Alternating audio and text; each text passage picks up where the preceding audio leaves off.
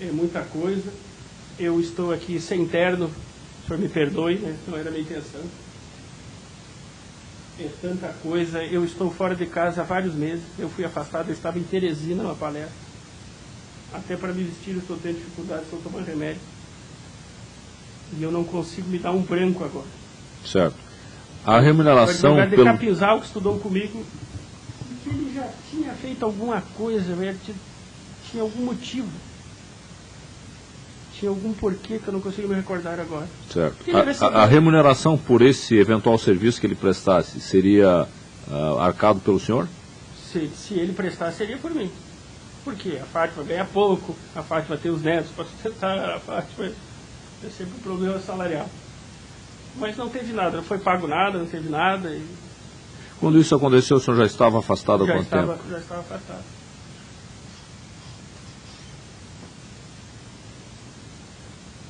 Você mesmo colocou a situação em 2013? Foi 2013? 2013 eu contactei o meu amigo advogado. O boletim de ocorrência foi de 8 de novembro, segundo a portaria.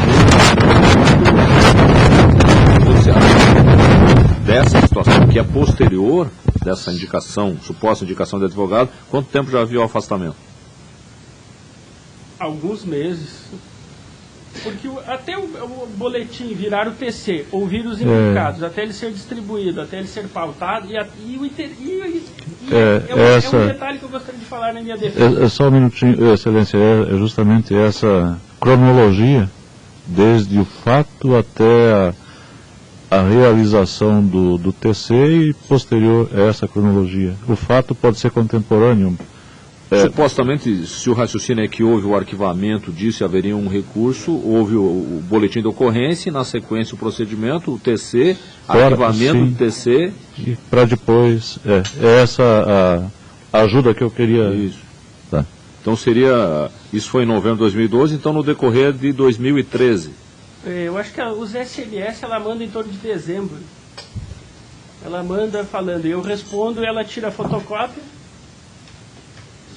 e junta na audiência ali, perante o senhor. E o senhor olha a tela ali que ela fotografou e prova isso daí, que eu digo, eu falei para não ver se trabalhou, como é que ela presta um falso testemunho com a intenção de me prejudicar gravemente, dizendo o contrário. Entendi. Doutor Fábio? Doutor? Já esclareceu. O item 21. Exigir que os servidores da comarca em que laborava, anteriormente, no caso o Tacílio Costa, viajassem a Florianópolis para acompanhar a sessão do Tribunal Pleno, a qual foi julgado o PAD número 2013-078656. Mais uma pedra de toque da personalidade da senhora. Tem um e-mail que eu juntei na minha defesa, no qual ela diz, tive uma ideia, vamos chamar inclusive a imprensa. Vamos fazer isso, vamos fazer aquilo. Depois ela depõe dizendo que fui eu. Certo. Uma coisa que foi ela que teve a ideia, participou ativamente. Que é fato incontroverso, até porque os servidores chegaram no plenário aqui ao lado, veio um grupo de servidores aqui. Tá? De que maneira isso se operacionalizou? Porque alguém teve que contratar um ônibus, essas despesas, houve o custo que foi arcado por alguém, eles saíram numa quarta-feira para vir aqui. Como é que isso aconteceu? O depoimento do Dr. Geraldo, que era o juiz da época, esclarece bem essa parte. Nessa campanha de me ajudar, de ser solidário comigo, a Fátima foi uma das idealizadoras disso. Está lá no documentado no e-mail. E o estagiário Marcelo, acho que angariou a van. Note, Excelência, que a ideia da van surge num contexto onde a van era muito utilizada. Haviam confraternizações de lajes e para as pessoas não dirigirem alcoolizadas, eu me responsabilizei algumas vezes por pagar a van. Um pagava a bebida, cada um pagava o seu. Eu, como era juiz, contribuía com algumas coisas a mais. Outros pagavam a carne, outros assavam a carne. Então é por isso que teve essa brilhante ideia da van, que foi péssima, no final das contas. Certo. Quem organizou essa viagem? Foi o Marcelo, que contratava diuturnamente a van. Marcelo é o seu estagiário? Meu estagiário. O senhor sabia dessa organização? sabia, ela me mandou um e-mail com a ideia. E o senhor autorizou, aprovou, desaprovou? Foi desaprovado inicialmente, principalmente pelos meus advogados. Tá louco fazer isso aí? Mas eu não vi maldade na época. Vai quem quer. O outro juiz, doutor Geraldo, participou disso. Ele deixa bem claro no depoimento dele que as pessoas estavam querendo ir, estavam revoltadas. E eram terceirizados, estagiários, não eram servidores. Quantas pessoas foram? Não sei. Eu estava já doente na época. Eu estava não discernindo bem, porque não deveria ter permitido isso. Mas eu também não posso impedir as pessoas de fazerem as coisas. O senhor externou a eles a sua desaprovação? Eu acho que não, porque eu estava de férias, estava em Floripa, estava nos escritórios dos advogados tratando da defesa, né, que era extensa, quase tão extensa quanto essa. E na época era Maria de primeira viagem, me afetou gravemente. Certo. O senhor não achou inadequado os servidores saírem de uma comarca pequena em horário de expediente para virem a Florianópolis? Não achei inadequado na época, porque é folga. E veio quem quis, e também não veio só para isso, né? Teve gente que veio na van e não ficou na sessão, foi para o gabinete do desembargador, pediu para ser secretário, comissionado. Não, é um exagero também, as pessoas aproveitaram a van, pelo menos um servidor, que eu sei. Certo, como é que o senhor sabe disso? Porque... O senhor estava aqui na sessão no dia? Não estava. Fiquei sabendo porque a Fátima fez a fofoca. O fulano não foi. Chegou lá e ficou de pipipi. Eu digo, mas Fátima, é natural, né? A pessoa faz o que quer. Certo. Quem pagou essa despesa do transporte, aluguel da van e despesas pessoais das pessoas que se deslocaram? Eu creio que até por esses detalhes foram eles. Então toda a despesa foi arcada pelos participantes da viagem? Eu creio, né? Faz muito tempo, Excelência. É muito detalhe, é muita coisa. E não fui apurar isso, não fui olhar nos meus e-mails, não me atentei a esse detalhe. Entendi. Doutor Fábio. Doutores? O item 22. Aqui nós passamos a fatos que teriam ocorrido na comarca de Sombrio. Obstar a ascensão de recurso à instância superior, inclusive pela aplicação, por analogia, do artigo 518, parágrafo 1º do Código de Processo Civil, por exemplo, autos número tal, e aí segue uma sequência, prossegue o item, explica-se, adotava-se inicialmente o questionamento do gênero A, que era constantemente questionado por meio de agravos de instrumento, por exemplo, autos número tal, tal, tal. Após ser cientificada a reforma da decisão dos agravos de instrumentos citados, passou a proferir decisões utilizando o gênero B. Qual é a pergunta, Excelência? A pergunta é sobre se isso de fato aconteceu na forma descrita pela portaria. Presunções que violam a imunidade das decisões. Se eu não me engano, isso não está demonstrado. Isso foi a tese defensiva do senhor Luiz César Medeiros no CNJ, para justificar o que fez.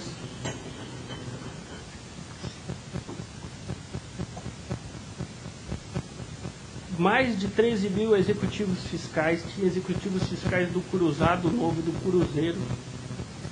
Processo que se constituiu de capa CDA, do AR devolvido e nada mais. Eventualmente algum modelo foi aplicado errado pela assessoria, eventualmente devo ter falhado, né? Sou humano. Mas veja o seguinte, Excelência, de milhares de processos, 5 desembargador Cunha reclama de ofício. Processos que sequer são da relatoria dele, são da relatoria de outros embargadores. O que me leva a indagar como que ele sabia. E eu sou acusado de incinerar, depois eu sou acusado de trocar de opinião. Fora da ação direta de inconstitucionalidade, constitucionalidade, existe alguma obrigação do juiz ser vinculado ao precedente? antes do CPC novo, que trata desses assuntos. Se tivesse acontecido isso daí, ainda assim não seria a minha imunidade, a minha independência judicial? E a corregedoria, nos relatórios, ela fala do modelo. Meu Deus, o modelo é lançado lá no SARG pelo estagiário, pelo assessor. Que muda o estagiário. O estagiário vai embora, arranja um emprego, faz um concurso. O estagiário é teimoso, eu digo para usar o modelo A, ele cria o modelo dele. É humano. Eu quero a minha letra, eu quero o meu negrito, o meu sublinhado. Foge da padronização. O próprio modelo evolui. Eu acho, Excelência, que não está demonstrado meu erro. O que eu me recordo claramente é que eu estou sendo perseguido há 5 anos e acompanho nos e-mails toda a reforma da minha decisão. O desembargador Jaime Ramos Oblasi foi o primeiro a confirmar a falta de dialeticidade. E eu fiquei bem contente. De repente mudou. Na Câmara, Direito Público, passaram a reformar. E eu corri, inclusive me retratar nas apelações que já tinham sido agravadas o não recebimento. À mão, correndo, para que nenhuma passasse, para que não acontecesse isso. Então é o contrário, Excelência. Eu me retratei, chamei estagiário, meu Deus, estava dando certo, agora deu errado. Putz, grilo. Aí os processos acenderam. E alguns deles foram objeto de censura do relator. Um deles é do desembargador Pedro Manuel Abreu, que salienta: são inúmeros os recursos desta espécie do município de Balneário Gaivota. Por que, Excelência, no universo de 13 mil processos, Santa Rosa do Sul, os municípios que integravam a comarca antes da criação da comarca de Santa Rosa, Praia Grande, Santa Rosa, Paz de Torres, por que somente o município de Balneário Gaivota recorreu exclusivamente e todos os recursos com a mesma petição, a mesma? Por que Sombrio não recorreu? Por que só esse município? Tem que ser investigada a conduta dos supostos prejudicados. Há improbidade administrativa aí, há coisas seríssimas nesse assunto, e o único implicado sou eu. O único que é massacrado pela corregedoria sou eu. Doutor, o início do item. Obstar a ascensão de recursos na instância superior na forma. Então o senhor disse que não obstou nada. Obstei por falta de dialeticidade em decisões que foram, inclusive, confirmadas. O acréscimo, que é a pedra de toque desta portaria que eu discuto, o mandado de segurança, é esse excesso de motivação. Isso é vício no direito administrativo. Porque eu fiquei com vergonha. O desembargador Castenquilha chegou a dizer na abertura do PAD que eu taquei fogo no processo porque a sentença foi reformada. Motivo da impetração da minha sessão de suspeição em desfavor dele. Olhe a magnitude que uma presunção gera outra que gera outra. É como eu disse nas outras respostas, Excelência, tem que ver a cronologia. Eu mesmo tenho que ver a cronologia das datas, tem que ser apontado, para eventualmente eu confessar e pedir clemência, me retratar, né? Se errei, foi devido ao acúmulo de serviço. 13 mil processos, só não ocupou muito mais espaço porque eram processos assim, ó. Tramitando há 10 anos eram assim, finos assim. Só estavam ali para conspurcar a estatística. Doutor Fábio? Excelência, nesse particular, eu acho que merece ser esclarecido na questão processual, efetivamente. Eu, particularmente, tenho uma posição que diz respeito a essa situação e gostaria de esclarecer com o doutor Fernando. Esses executivos fiscais que foram objeto de não subir, eram executivos fiscais de que natureza? No que diz respeito ao valor, eles estavam dormitando, havia uma situação de inamissão dos procuradores, teve até uma conversa prévia com esses procuradores acerca do absurdo dessa situação dentro da comarca de Sombrio, do ponto, eu esclareço, Excelência, que tem um subjetivismo aqui, absurdo do ponto de vista que eu advogo, tá? Mas abstraído esse absurdo, objetivamente, doutor Fernando, quanto ao valor, quanto à prescrição intercorrente, quanto a... Eu, chegando em Sombrio, fiz um diagnóstico pelo site Estatística, conversei com os juízes anteriores, pedi conselhos, pedi orientações. Logo em seguida chegou a corregedoria, tratei do assunto com o Dr. Zoldan e pedi autorização para dar a menção termo incineração. Isso foi uma infelicidade minha. Estou deixando bem claro que incineração é o item seguinte, até para separar. É verdade, doutor Fernando, no que diz respeito aos executivos fiscais extintos. Mas aí vem depois, é fácil de... Eu chamei o Dr. Zoldan, apareceu lá. O Dr. Zoldan é assim, não tem lugar, não tem espaço. Isso aí está conspurcando a estatística. Isso aí é deliberado porque serve para esconder os devedores milionários. Existem proprietários, tem uma empresa proprietária de 20 mil lotes, alega que é proprietária de 20 mil lotes no Atlântico Sul. Como é que uma pessoa chegou a ser proprietária de 20 mil lotes? A metragem desses 20 mil lotes não cabe no espaço territorial do município. Se a pessoa herdou isso, usucapiu. E essas pessoas devem ter, porque isso vai para o cadastro. É um negócio que merece assim, uma força-tarefa das autoridades para ser enfrentado. E tudo foi tratado. Aí, eu criei modelos. Vamos fazer por um escalonamento. Primeira tarefa é extinguir os menos de um salário mínimo, que é o que é um incontroverso, que é simulado. Depois, vamos para a segunda fase, que é os acima de um salário mínimo até tal valor. Eu criei um modelo baseado na doutrina de outros juízes, do Dr. Romano Entzweiler, R$ 1.300, um estudo de 2008, de uma assessoria do tribunal, quando ele foi assessor. Eu criei um terceiro modelo por uma terceira fase de atuação, que era do entendimento de Belo Horizonte. Mas, doutor, o senhor não está respondendo a pergunta que foi formulada. Perdão, excelência, mas é que é tanto... Como a portaria motiva os detalhes, eu tenho que explicar. Pois é, mas até em respeito à pergunta formulada pelo doutor Nelson, o senhor, por favor, se limite ao que ele está perguntando. Se ele quiser mais esclarecimentos, ele vai fazer novas perguntas. Perdão, excelência, eu não estou bem. Esse é o motivo dos atestados médicos. Então, até para facilitar, eu vou pedir para o doutor Nelson, objetivamente, formular a pergunta de uma maneira que ele possa responder. Objetivamente. Exatamente. Tá bom. Doutor Fernando, sim ou não, os executivos fiscais eram de baixo valor? Eu estava respondendo, excelência, era a primeira fase, até o salário mínimo, súmula do tribunal.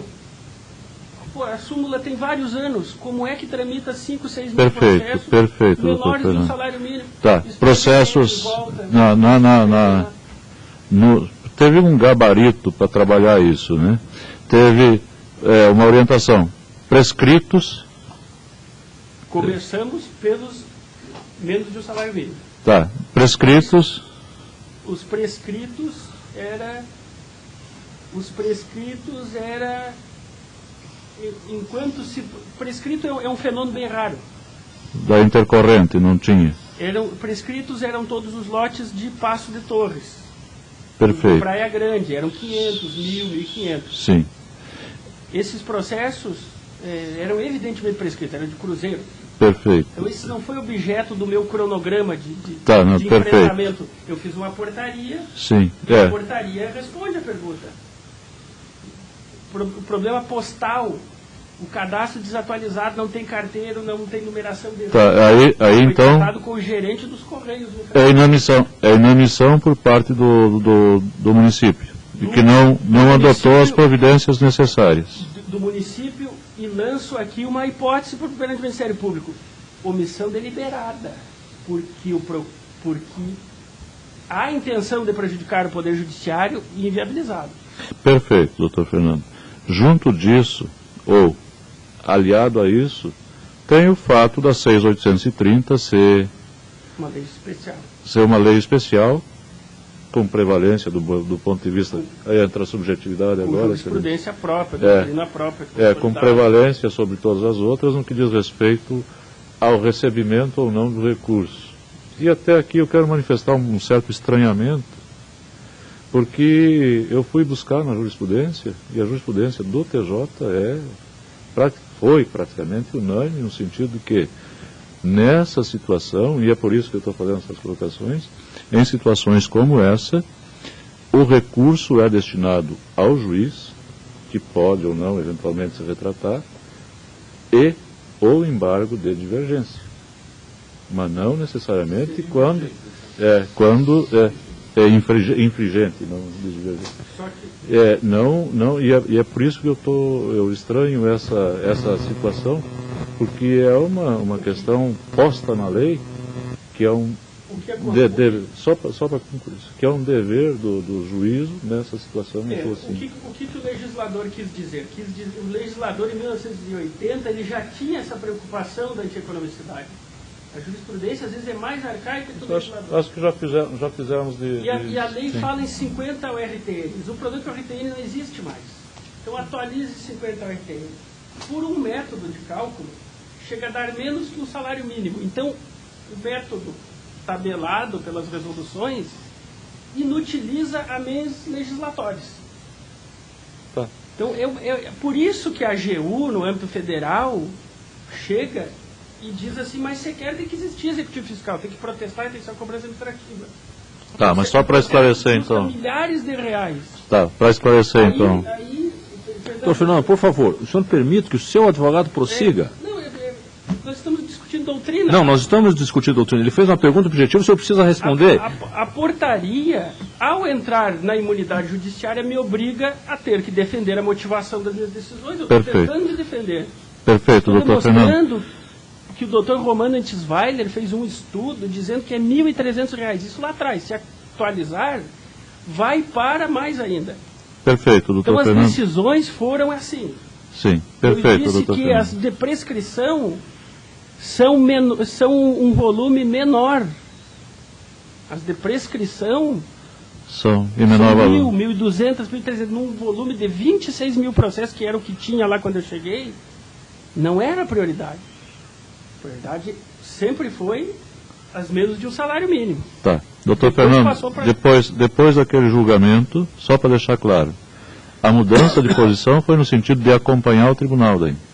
Sim, eu sabia, evidentemente, que... Daí a posição, a mudança, o plano B, então, foi acompanhar o tribunal daí. Acompanhar o tribunal. Perfeito. Porque eu sabia que ia usar como Vamos passar ao item seguinte, o item 23. Determinar a incineração de autos em desacordo com as normas aplicáveis ao caso e segue a numeração dos autos em que supostamente isso teria ocorrido. Perdão, senhor. Eu fiz o quê? Determinei o quê? Determinar a incineração dos autos em desacordo com as normas aplicáveis ao caso e aí segue uma relação com o número dos autos. O que eu estava falando antes de ser interrompido. Quando foi feito reuniões com as procuradorias dos municípios... Senhor, por favor, me responda. A pergunta é, o senhor determinou a incineração de autos em desacordo com as regras, sim ou não? Evidentemente que não, excelência. Pronto, tá respondido agora. Nós vamos ficar discutindo outras questões que não se referem ao item. A minha defesa, excelência, abarca a tese do assédio moral. E é por isso que eu... Mas eu lamento... eu tenho que me limitar a lhe perguntar conforme o item. Do contrário, nós não vamos terminar isso nunca. Mas é justamente o que eu estou dizendo há muitos anos, excelência. Por isso que eu preciso lhe perguntar, porque senão, objetivamente, nós não chegamos a resultado nenhum. A pergunta é se o senhor determinou. O senhor vai me responder se isso é correto ou não. Agora, o senhor trazer sua tese de assédio moral para um item que comporta sim ou não, não é possível. Excelência, o modelo constava incineração por uma infelicidade minha, quando deveria constar reciclagem. E foi tratado pelo doutor Zoldan. Efetivamente... Algo efetivamente foi incinerado? Foi incinerado porque dependia de regulamentação específica e tratamento específico e ajuste, até porque precisa de servidores, o trabalho de arquivamento e destinação de autos é altamente trabalhoso, já era antes. Então, não é simplesmente dizer sim, não. É mais complexo do que isso. Certo, então eu vou resumir. O senhor fez uma determinação e essa determinação não foi cumprida. Não, excelência, e aí é querer colocar a confissão na minha... Eu não estou querendo colocar absolutamente nada. Eu preciso que o senhor me responda. A pergunta que eu lhe fiz, o senhor, por favor, preste atenção. Determinar a incineração dos autos em desacordo com as normas aplicáveis ao caso. Qual é a resposta que o senhor tem para isso? O senhor determinou, sim ou não, e se aconteceu, efetivamente foi incinerado. Integra o modelo, excelência, e faz parte de toda uma portaria, de um programa que foi instituído, que foi chamado a corregedoria para enfrentar um acervo de 26 mil processos. Nada foi queimado. Se o senhor quer resumir, nada, e eu acho que os processos estão lá até hoje, atrapalhando o corredor. Está certo, me dou por satisfeito. Doutor Fábio. Doutores? Excelência, só deixar definitivamente sepultada essa questão. No despacho, ou na sentença, ou na decisão, foi aquele famoso último, após cumprida ou não, todas as conformidades, não foi isso? Disposição do CPC, que depois foi suspensa pelo Senado. Tentei seguir as fontes do direito disponível e pedir ajuda para o corregedor Antônio Zoldan a respeito desse problema. Perfeito, satisfeito. Prosseguindo, foi arrolado como testemunha defensiva o PM Oswaldo Rodrigues de Oliveira e também PM José Nunes Vieira. E entre as declarações prestadas é que o senhor acompanharia diligências, isso na comarca do Otacílio Costa, e que operações de trânsito, bares, pente fino, busca pessoal e tal. O senhor acompanhou alguma diligência da Polícia Militar? A Polícia Militar acompanhou diligências do Juiz da Infância e Juventude. Certo. E quais foram as suas diligências? Diligências a fim de verificar denúncias de exploração de sexual infantil gravíssimo. Isso no ano de 2010, também há mais de 5 anos. Certo. Isso na comarca de Otacílio Costa. Assim que cheguei. Isso, Os evangélicos, a igreja evangélica foi ao gabinete, o pastor, e alertou. E eu também me deparei com um processo assim no Oeste, e acontece. Adolescentes, às vezes até crianças. Tá, essas diligências eram comandadas pelo senhor? Não. Excelência, essas diligências são... na portaria acusatória, excelência? Não, isso é objeto de depoimento de suas testemunhas. E eu tenho todo o direito de perguntar sobre fatos trazidos aos autos. Excelência, eu não tenho direito de... O senhor tem direito de responder. Se o senhor achar por bem não responder, o senhor diz, não vou responder. O senhor tem todo o direito, e isso não vai ser interpretado contra o senhor. A pergunta objetiva é com relação à narrativa que foi feita por testemunhas suas. A testemunha Rodrigo Oswaldo, sargento Oswaldo, relatou que eu estava passando pela avenida e fiquei ali. O que houve, uma operação feita pelo judiciário, porque existe o comissariado da Infância e Juventude, depois o oficialato, e foi objeto do PAD anterior, o fato de não trabalhar, de se recusar a fazer as rondas, etc e tal, e eu fui condenado, inclusive.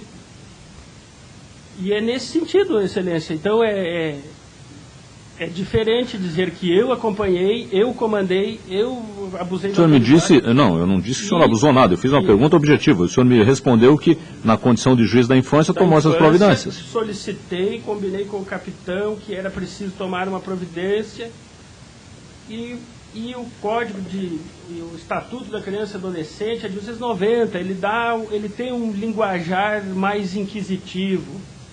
Ele dá poder, ele tem uma influência dessa concepção do juiz mais poder executivo. Tanto é que o oficial da Infância e Juventude aplica multa. Tem coisas ali que... Mas é a lei. Certo. E foi feita, excelência, com a intenção de conhecer o terreno, de me apresentar, né, também, não de acompanhar, tomar conhecimento. E entrava a polícia, limpava, cercava o perímetro, e eu ficava à distância, como foi dito. Certo. Entramos nas zonas, nas ditas zonas, feito revista, documento e tal, e funcionou. O recado que foi dado para a sociedade funcionou. Não se admite mais exploração sexual aqui. A fiscalização pode bater a qualquer momento. Certo. Uma testemunha sua também, José Nunes Vieira, utilizou a expressão que o senhor, na comarca, teria, aspas, abraçado as questões do trânsito sobre questão de balança nas estradas. Suponho que isso na sua... o inquérito com base no artigo 5º do CPP, porquanto tomei conhecimento desse desvio peculato, em tese, desvio peculato, depois foi arquivado pela autoridade ministerial o inquérito. Inclusive, não concordei, recorri, remetendo ao procurador-geral o inquérito, devido ao valor das balanças, né, ao fato de que as estradas estão esburacadas e havia uma concausa entre os acidentes que eu estava vendo, os TCs de inquérito, as ações indenizatórias e a deterioração da estrada e o sumiço das balanças. Até para que fique bem claro, então o senhor requisitou à Polícia Civil a instalação de um inquérito? De um inquérito que tramitou e foi arquivado. Certo, mas o que isso tem a ver com a Polícia Militar? A balança de pesagem móvel era a ferramenta que foi... a vítima, além da sociedade, é a PM, que é retirado o instrumento de trabalho dela. E daí a estrada se deteriora e acontecem os acidentes. A estrada é para durar 20 anos, ela dura 5. Alguém formalizou algum pedido para o senhor nesse sentido? Ou o senhor voluntariamente? Uma peça processual de um advogado, como é o nome dele, que o cliente dele era o réu na ação de homicídio culposo de trânsito. Ele, para defender o cliente dele, ele lançou. O senhor foi acionado pela Polícia Militar para tomar alguma providência?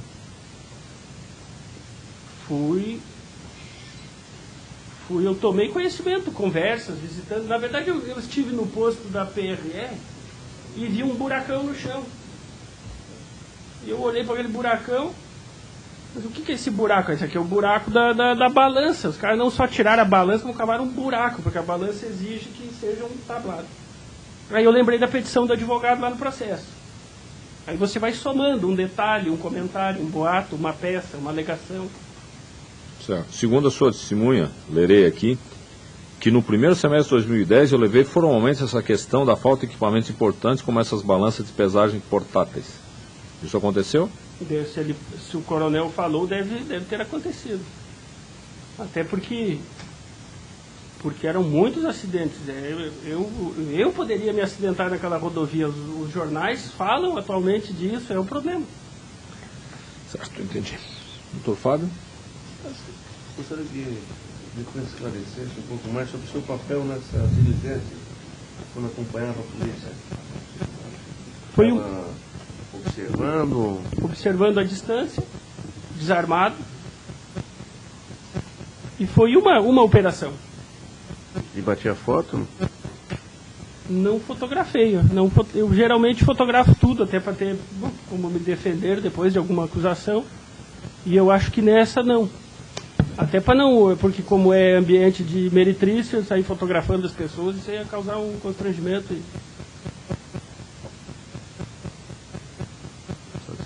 Doutores? Nesse quesito, eu acho que o Ministério Público esclareceu a dúvida. Eu acho que nesse quesito está... Certo. Agora vamos fazer uma genérica. Alguma outra questão que justifique algum outro esclarecimento? Só um instantinho, doutor. Primeiro o doutor Fábio. Ah, tá. Desculpa. Não, talvez daquela minha pergunta inicial, embora eu depois já tenha mencionado, né, no decorrer de sua fala, mas o que o depoente debita, né, uma série de pessoas fazendo acusações graves? Essa é a pergunta, se ele poderia contribuir, né, com a convicção dos julgadores. Excelência. Que não é uma testemunha, são algumas, né? Então, é uma coisa que eu também leio livros de assédio moral em psiquiatria, eu mesmo faço uma autoanálise, eu também quero entender esse fenômeno. E o que a defesa técnica diz? Diz que já é coisa julgada, algumas coisas, outras são prescritas, que há falso testemunho. Veja, excelência, que esse processo novo, ele começa justamente em 2013, quando sai a notícia que eu quando a instrução da primeira indica que eu serei, que não é tudo aquilo, que não é, que pode ser que eu não... Aí já começa outro. Atualmente eu estou respondendo a mais um PAD. Eu vou para o meu 6º PAD, por conta de 3 decisões de Sombrio. Eu estou aqui me concentrando no interrogatório, já estou atestado médico, daqui a pouco chega o carteiro, mais um PAD, sem sindicância prévia. Então não é propriamente as pessoas, é o sistema. Façam a sindicância, ouçam todo mundo em igualdade de condições. Porque as pessoas que estão falando mal de mim hoje estão em home office, estão com funções comissionadas. Elas não podem, elas sequer devem prestar o compromisso de falar a verdade. Estão interessadas na causa. A pessoa pega uma defesa de uma servidora e prontamente remete para a corregedoria de defesa, vira representação contra mim. A pessoa é minha amiga, me telefona, fica horas no telefone comigo, por isso eu pedi o sigilo, para demonstrar que é falso, que as pessoas estão sendo levadas a falar o que a chefia atual quer. Vai aparecer lá Denise me telefonando, no qual dia que ela ligou, qual é o dia que a defesa dela foi feita. E a pessoa me liga e diz, doutor, eu não quis lhe prejudicar, mas que querem me prejudicar. Eu digo, quem que quer me prejudicar? Olha, é complicado, Excelência. E eu sei que para o senhor a tendência é, se todo mundo reclama, onde há fumaça há fogo, né? Mas como que uma pessoa assina uma declaração e depois diz que foi coagida a assinar a declaração? Como é que ela muda depois do depoimento? Né? É dado a pessoa mudar de opinião a hora que ela quiser, refazer. Assim, 1984, né? Refaz a história, muda. Quem é amigo vira inimigo, quem era testemunha de defesa vira de acusação. Nenhuma comunidade me representou. Não há nenhuma ata da OAB. Pelo contrário, há moções elogiosas, advogados prestando depoimento, talvez não nesse PAD, mas nos outros em procedimentos. Ao meu trabalho, a estatística regular, às vezes até acima da média. Há vários elementos que indicam falsidade de testemunho. A retroalimentação do problema, porque se eu estou doente, se eu estou entrando em depressão por conta disso, é evidente que eu passo a errar, passo a falhar, passo a ficar irritadiço. Com causas que não são só a responsabilidade da minha falha. É mais complexo do que vem sendo tratado até então. É um fenômeno de assédio moral, é uma disciplina. Se liga, ainda que remotamente, essa questão da delação. Eu estou afastado do cargo, eu estudo isso, né? E vejo que é psicológico o fenômeno que está acontecendo, e por isso o pedido nas diligências de avaliar psicologicamente Fátima e Denise, principalmente.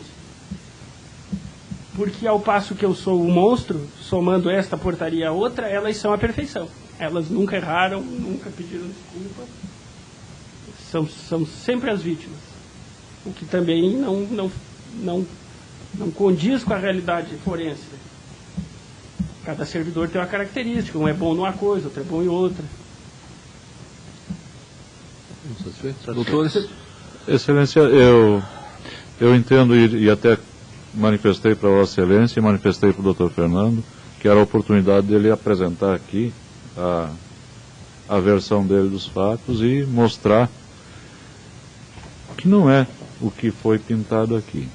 Dentre os fatos, me chama a atenção, que é o que ele não teria colaborado com a Justiça ao se omitir, ao não revelar endereço e protelar intimações ou citações. Isso é um fato até narrado como grave.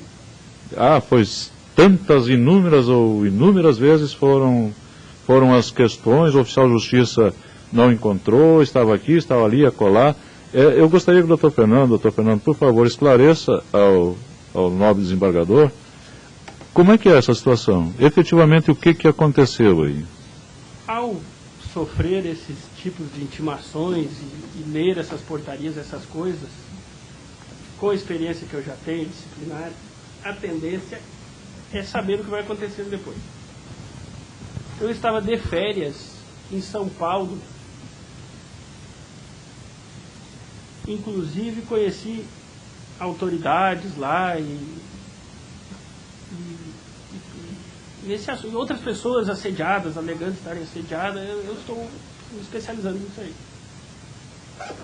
E lá eu pedi 5 dias de licença de plantão para somar com os 30 dias de férias para poder participar de um evento em Teresina, onde já era a segunda vez que eu ia palestrar, no Piauí. Onde eu fui da primeira vez por conta do primeiro afastamento e fui depois e foi indeferido. Uma coisa que é ordinariamente feita por todos os juízes, para mim foi indeferido, inclusive com uma menção de que eu teria que comparecer na sessão do pleno. Então eu estava lá longe, mesmo que eu quisesse vir para a sessão, com a determinação indireta do desembargador Torres Marques de comparecer, eu não conseguiria, porque precisa comprar passagem, demora, né? Custa dinheiro, passagem comprada na véspera é bem mais caro, e eu tenho meu compromisso pré-agendado em Teresina. Aí tive que recorrer administrativamente.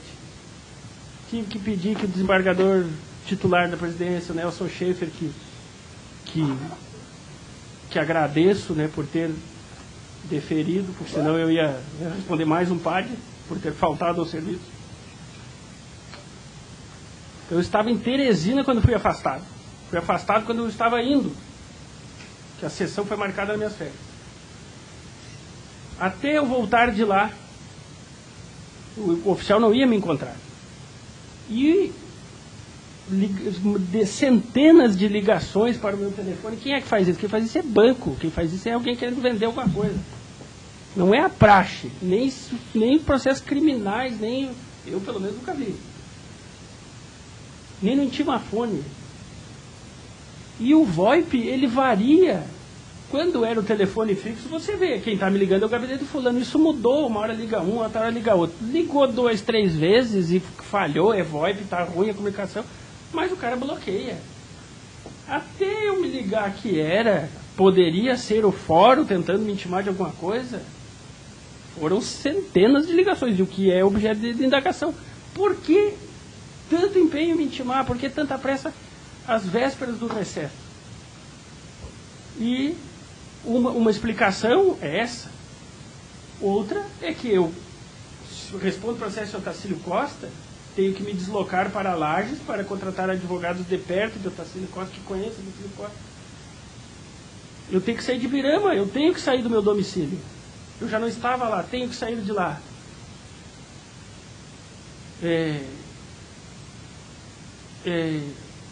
E processos paralelos correndo. Por isso que... E época de festas também. Época de Natal, de recesso. Os próprios advogados são difíceis de contactar, de falar. Eu só fui constituir o Dr. Paulo, por exemplo, bem depois de dezembro. Depois que as pessoas estão na praia, está tudo mudado. Por isso foi o peticionamento do professor Mário pedindo que contasse, que fizesse uma dilação do prazo, e se dava por citado, que conhecia, se dava, né, que era superada essa fase, mas que desse uma dilação de prazo, porque 5 dias, 24 acusações desses termos aí, passei as madrugadas tirando cópia, discutindo, falando, aí isso retroalimenta a insônia, isso acaba afetando a saúde da pessoa que já está afetada já desde antes. O oficial foi me intimar em Birama, me pegou vomitando. Já estava antes ruim, quando ele foi me intimar, Tanto que ele, acho que certificou, né? O cara já falei com o psicólogo, que me acompanha há muito tempo. Doutor, eu já entendi, já foi objeto. Volto a dizer, Perfeito. se é questão que tenha relevância porque nós estamos tratando, essas questões já foram objeto Não, de deliberação. a questão, excelência, e pelo menos nesse das participações que eu tenho, não foram abordadas. É por isso da minha indagação pro esclarecimento. Sim, até porque tudo isso também já foi esclarecido por escrito nas petições. Mas com a versão de viva voz, porque é a oportunidade. Mas eu acho que ficou claro que é essa situação. Eu peço desculpas aqui, Excelência, e reconheço a sua intenção de se desincumbir, mas o senhor note que em nenhum momento recorremos do afastamento. A nossa estratégia defensiva é ir devagar, justamente para que não cause nulidade, para que seja descoberta a verdade,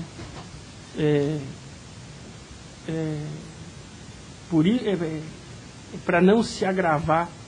Eu acompanhei o Dr. Paulo, viemos no carro, acordei de manhã vomitando de náuseas. Devido aos últimos atestados, que eu agradeço que o senhor reconheceu, que o senhor atendeu, eu passei a tomar remédios para o estômago, fiz os exames, foi afastada a possibilidade de câncer, isso também contribui para que eu melhore, né? Porque gastrite há 5 anos, né? O tecido de tanto ser lesionado, ele gera... Doutores, mais alguma pergunta? Excelente. Tinha aquela sua pergunta. É de conhecimento que houve uma defesa de uma servidora de Otacílio Costa. A pergunta é, a partir desta defesa veio para a corregedoria e se encontrou 22 fatos.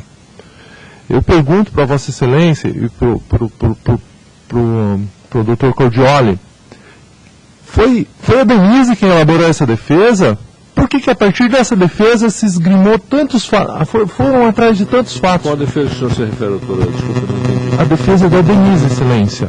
O senhor está perguntando a ele sobre a defesa da Denise no processo administrativo que ela respondeu. É porque a partir daquela defesa da Denise surgiram todos esses fatos, Excelência. A defesa é a base da acusação. Inclusive foi objeto dos embargos, dos embargos, porque foi dito que era o depoimento da Denise, e sequer foi depoimento, uma coisa escrita. Então, até para que eu possa entender, porque eu desconhecia isso. Então, a afirmação é que a defesa da Denise no processo administrativo que ela respondeu é a base desta portaria. Basicamente, Excelência, eu pergunto, quem fez a defesa? Certo. Foi a Denise? Tem palavras dela? O que o senhor sabe dizer sobre isso? O senhor sabe da defesa da Denise? A Denise me telefonou na véspera, acho que motivada por um certo remorso, e ficou 1 hora no telefone comigo. E ao passo que ela queria se desculpar por ter feito aquilo, aquelas palavras, eu não entendi, eu estava no telefone, eu não sabia de nada, estava respondendo outro processo. E ao passo que ela se defendia, se tentava justificar, ela atacava dizendo que por causa do cargo, ela não estava preocupada com o cargo. Aí eu respondi para a Denise, mas Denise, você não foi na corregedoria, não falou com o litoral do Brito? Abriram alguma coisa? O teu direito, você não é bacharel em direito, e o que isso tem a ver? Quer me representar, representa, quem é que quer me prejudicar? Quem quer me prejudicar entra na fila, eu falei. Usei essa expressão, entra na fila. Hoje eu vejo que ela estava me contando que ela foi e olhando a portaria que instalou a sindicância contra ela, se percebe que já na portaria já não era a Denise, era eu o objetivo. O objetivo era produzir a prova de que a Denise estava doente por minha causa. Só que a Denise ficou doente porque abriram a sindicância contra ela. Eu nunca abri sindicância contra ela justamente porque eu concordava que ela sofria um certo bullying, que as deficiências do trabalho dela eram doença, ela separou do marido, ela era viciada em jogo. Isso, essas acusações da portaria de negócio financeiro. Isso aí é anterior à minha chegada em Otacílio. Ela se acha que separou do marido por causa do vício do jogo, que importou em várias dívidas. Os problemas dela. Claro. Eu tentei auxiliar. Pois não, doutor.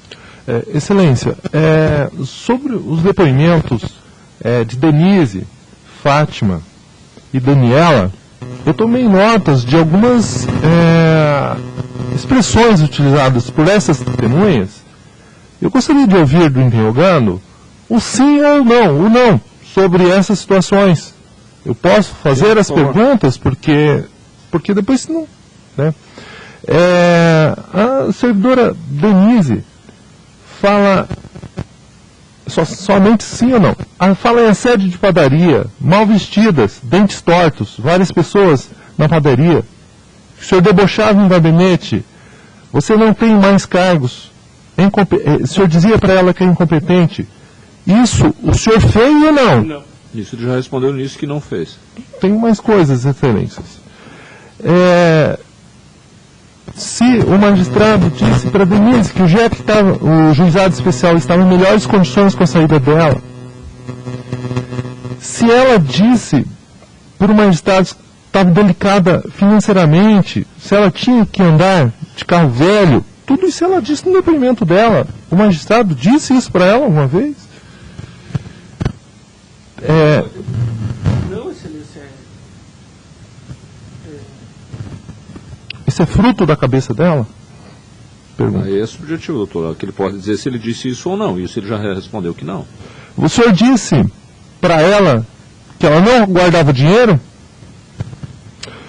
O senhor pode concordar para ir por partes, ou discordar. Sim ou tá não, fazendo sim. afirmações. A testemunha disse isso. É verdade, sim ou não? Só isso. O que eu noto é que eles pegam coisas que são da vida em sociedade, do ambiente de trabalho, e que um dia eu falei, a pessoa quer andar de carro zero, cada um anda com o carro que pode comprar e pagar. Isso não é eu que digo, isso é a evidência, é o lógico, é a educação que a gente recebe em casa.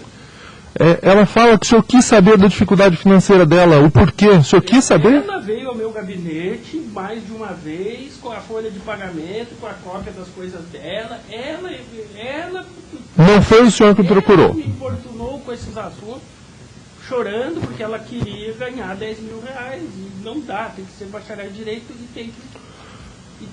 A pesquisa foi direcionada a ela, a Denise, a pesquisa feita? O que Isso ele também já respondeu que não. Foi uma pesquisa genérica naquele contexto. Jamais. A pesquisa era destinada até a mim.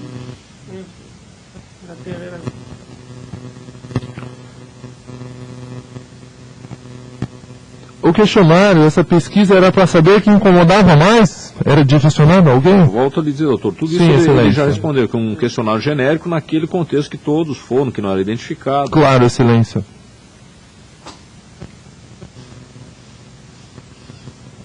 Do que se tratava as reuniões que elas mencionavam? Eram direcionadas a assuntos do fórum, assuntos pessoais? Reuniões só aconteceram no começo de 2010 e devido à falta de participação, à falta de como as pessoas não queriam ir, ficavam olhando pro relógio. Né? A pergunta, doutor Cordioli, o senhor tratava mal de alguma pessoa nessas reuniões? Não, teve poucas reuniões no começo de 2010 e foi uma política que eu abandonei, porque não funcionava. Era sabotada. Tá. O senhor, doutor Cordioli, era bem visto pelos advogados ou era mal visto? Alguns bem vistos, outros mal vistos. Isso foi objeto do acordo anterior, que eu fui ingênuo. Eu me fui, concordo plenamente, abandonei. Doutor Cordioli, nessas reuniões, voltando às reuniões, o senhor chegou a tratar de que os trabalhos eram relapsos? Existia menos trabalho naquela unidade? E que o senhor queria descobrir os motivos? Não entendi isso, relativo a Denise. Isso, nas reuniões, né? Se o senhor passava para a equipe, se os serviços eram relapsos? Não, era feito um checklist de tudo que havia de problemas que a própria corregedoria indica, que vem por e-mail, que os advogados falam. A pergunta agora, excelência. E não era nada pessoal, tem que resolver, né? Se tem mandado atrasar, se tem carga não cobrada, se a lista de jurados não foi feita. Doutor Cordioli, É dito pela testemunha que o senhor jogava um funcionário contra o outro. Isso é verdade ou não? Não, é verdade. Isso aí me soa até projeção psicológica. Então, o senhor não jogava um funcionário contra o outro. Já respondeu, doutor. É dito que todos humilhavam a Denise. Pediu até para o estagiário aconselhá-la. Isso que ela disse.